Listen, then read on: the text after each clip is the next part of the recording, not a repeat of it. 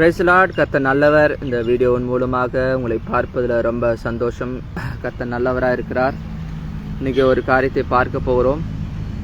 கலாத்தியர் 1:10 நான் இன்னும் மனுஷரை பிரியப்படுத்துகிறவனாக இருந்தால் தேவனுடைய ஊழியக்காரன் அல்லவே.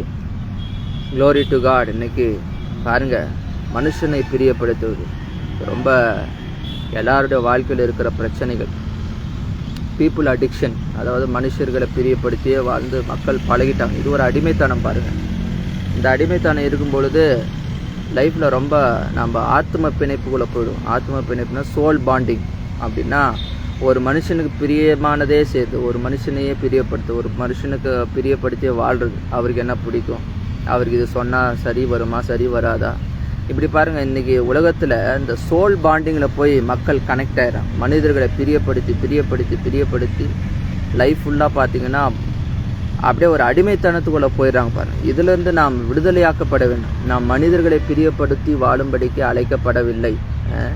நாம் தேவனை பிரியப்படுத்தி தேவனுக்கு சித்தமானதை செய்து தேவனுடைய ராஜ்யத்திற்காக வாழ்ந்து தேவனுடைய நோக்கத்தை நிறைவேற்றும்படிக்கே இந்த பூமியில் கர்த்தர் நம்மை அழைத்திருக்கிறார். இயேசுவும் சொல்றார் பாருங்க, அவருக்கு பிரியமானதை நான் செய்கிறேன். யாருக்கு பிரியமான? தேவனுக்கு பிரியமானவர்களை செய்கிறபடியால் அவர் எப்பொழுதும் எனக்கு செவி கொடுக்கிறார். அப்போது கர்த்தருக்கு பிரியமானவைகளே நாம் செய்ய வேண்டும். பாருங்கள், தேவனுடைய சித்தம் நடக்கணும், தேவனுடைய நோக்கம் நடக்கணும். உலகத்துக்கு நான் பிரியமாக வாழக்கூடாது. உலகத்தினுடைய மனிதனுடைய புகழ்ச்சிக்காக வாழ்கிறது. இன்றைக்கி எல்லாரும் உலகத்துக்கு பிரியமாக வாழும். அவங்களுக்கு என்ன பிடிக்கும், இவங்களுக்கு என்ன பிடிக்கும், இப்படியே வாழ்ந்து வாழ்க்கையில் சந்தோஷத்தை இழந்து விடுகிறார்கள். எனக்கு அன்பானவர்களே, கர்த்தருக்கு நாம் பிரியமாய் வாழ வேண்டும். அதுக்கு தான் நம்ம அழைத்திருக்கிறார். பவுல் அதான் சொல்கிறார், நான் யாரை நாடி போதிக்கிறேன், யாரை நான் பிரியப்படுத்த பார்க்கிறேன். நான் இன்னும் மனுஷரை பிரியப்படுத்துகிறனா இருந்தால் நான் கர்த்தருடைய ஊழியக்காரன் இருக்க முடியாதுன்றார். இன்றைக்கி நீங்களும் நானும் யோசித்து பார்க்கணும், யாரை நாம் பிரியப்படுத்த வேண்டிய அவசியம் இல்லை. நம்ம எல்லாரிடத்திலும் அன்பு கூறணும், எல்லாரையும் நாம் நேசிக்க வேண்டும். அதெல்லாம் பைபிளில் சொல்லப்பட்டிருக்கிறது. ஒருத்தருக்கு ஒருத்தர் நான் அன்பு கூற வேண்டும். ஆனால் நம்ம பிணைப்பிற்குள்ளே போய் நாம் பிரியப்படுத்தி அவர்களுடைய பிரியத்துக்காகவும் அவருடைய இஷ்டத்துக்காகவும் வாழ்வது இது ஒரு அடிமைத்தனம். பாருங்க. அதனால் நாம் இதிலிருந்து விடுதலையாக்கப்பட்டு ஒவ்வொரு நாளும் ஆண்டவரே உம்முடைய நோக்கம், உம்முடைய சித்தம் நடக்கணும், நீர் என்னை வழி நடத்தும், நீர் என்னை உம்முடைய சித்தத்தின் பாதையில் நடத்தும், உமக்கு பிரியமானவர்களே செய்ய எனக்கு போதித்தரலும். சங்கீதக்காரன் எழுதுகிறப்போ உமக்கு பிரியமானதை செய்ய எனக்கு போதித்தரணும். அப்போ ஒவ்வொரு நாளும் அவருக்கு பிரியமானது என்ன, அவருடைய சித்தத்தின் பாதையில் நடப்பது, அவருக்கு விருப்பமான பாதைகளில் நடப்பது. அப்படி நாம் வாழும் பொழுது நம்முடைய வாழ்க்கையில் ஒரு நாளும் நமக்குள்ள அந்த ஒரு பீப்புள் அடிக்ஷன், அந்த அடிமைத்தனத்துக்குள்ளே நாம் போக மாட்டோம். நாம் அடிமைத்தனத்துக்குள்ளே இருக்கக்கூடாதுன்னு கர்த்தர் விரும்புகிறார். நீங்களும் நானும் கர்த்தரையே பிரியப்படுத்தணும். இன்றைக்கி நான் ஒவ்வொரு நாளும் அதை தான் ஜெபிக்க, ஆண்டவரே உமக்கு பிரியமானதே செய்யணும் ஆண்டவரே, உம்முடைய சித்தத்தின் பாதையில் நடத்தும் ஆண்டவரே, நீர் எனக்கு போதித்தரலும் ஆண்டவரே, நான் இந்த நாளில் என்ன செய்ய வேண்டும் ஆண்டவரே. இப்படி நாம் கர்த்தருக்கு பிரியமாய் வாழும் பொழுது நம்ம உள்ளத்தில் ஒரு சமாதானம் இருக்கும், உள்ளத்தில் ஒரு மனமகிழ்ச்சி இருக்கும், உள்ளத்தில் ஒரு ஆனந்தம் இருக்கும். பாருங்கள், ஏன்னா கர்த்தருக்கு பிரியமாக இருக்கும் பொழுது நம்முடைய வாழ்க்கையில் எந்த ஒரு மனுஷனுக்கும் நம்ம பிரியமாக இருக்க வேண்டிய அவசியம் இல்லை, உலகத்திற்கு நாம் பிரியமாக இருக்க வேண்டிய அவசியம் இல்லை.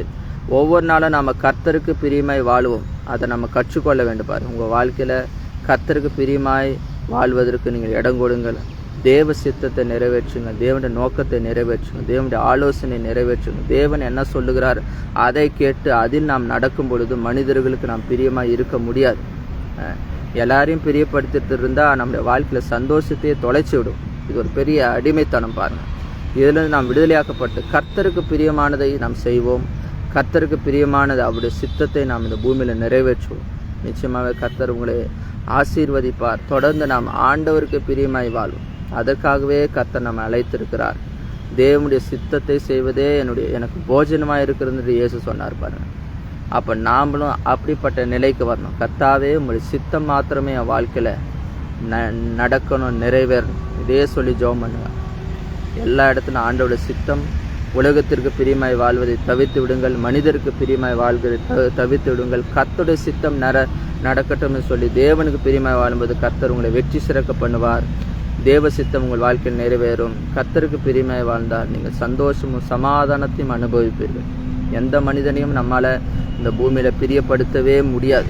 இந்த கன்க்ளூஷனுக்கு நம்ம வரும் பாருங்கள். இன்றைக்கி நல்லா பேசுவோம், நாளைக்கு நம்ம குறித்து தவறாக பேசுவோம், இன்றைக்கி உயர்த்தி பேசுவோம், நாளைக்கு தூற்றி பேசுவோம். இதுதான் மனுஷனுடைய சுபாவம். அதனால் மனிதர்களை நம்மளால் பிரியப்படுத்தவே முடியாது. அதனால் கர்த்தரை பிரியப்படுத்தும். அவர் என்ன சொல்கிறார், அவருடைய பாதை, அவருடைய சித்தம், அவர் எங்கே போக சொல்கிறார் அங்கே போவோம், அவர் என்ன பேச சொல்கிறார் அதை நாம் பேசுவோம். அவரிடத்தில் நான் மனமகிழ்ச்சியாக இருப்போம். அவரிடத்தில் நாம் சந்தோஷமாக இருக்கும்பொழுது நம்முடைய வாழ்க்கை இனிமையானதாக இருக்கும். நம்முடைய வாழ்க்கை வெற்றி சிறக்க பண்ணுகிறதாக இருக்கும். கர்த்தர் தாமே இந்த வசனத்தின் மூலமாக ஆசீர்வதிப்பாராக. கர்த்தருக்கு பிரியமாய் வாழுங்கள், மனுஷனுக்கு பிரியமாய் வாழ்வதை தவிர்த்து விடுங்கள். நிச்சயமாக உங்கள் வாழ்க்கையில் ஆனந்தமும் சந்தோஷமும் வழிந்து ஓடும். நீங்கள் ஆசீர்வாதமாக இருப்பீர்கள். நம்ம இன்னொரு வீடியோன் மூலமாக சந்திக்கலாம். கர்த்தர் நல்லவர். ஆமேன்.